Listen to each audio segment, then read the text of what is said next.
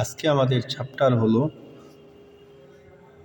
Number of players in some popular sports. কোন খেলায় কতজন প্লেয়ার থাকে আজকে ক্লাসে এটা আলোচনা করব। বেসবলের মধ্যে 9 জন, রাগবি ফুটবল 15 জন প্লেয়ার থাকে, পোলো খেলার মধ্যে 60 জন প্লেয়ার থাকে, ওয়াটার পোলোর মধ্যে 7 জন, খোখো খেলার মধ্যে 9 জন প্লেয়ার থাকে, কাবাডি খেলার মধ্যে 7 জন প্লেয়ার থাকে, হকি, ফুটবল অ্যান্ড ক্রিকেটের মধ্যে 11 জন প্লেয়ার থাকে প্রত্যেকটি টিমের মধ্যে, নেটবল প্লেয়ার থাকে 7 জন, ভলিবলের মধ্যে প্লেয়ার থাকে 6 জন, ব্যাডমিন্টন, টেনিস এবং টেবল টেনিসের মধ্যে 1 জন অথবা 2 জন, বাস্কেটবলের মধ্যে 5 জন প্লেয়ার থাকে,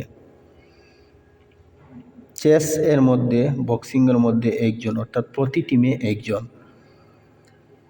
গল্ফের মধ্যে সেভারেল ইন্ডিভিজুয়ালস কম্পিটিট সিমিলারিটি। এখানে এই ইম্পর্টেন্ট খেলাগুলার মধ্যে কতজন প্লেয়ার থাকে এটা আজকের ক্লাসের মধ্যে আমি আলোচনা করছি।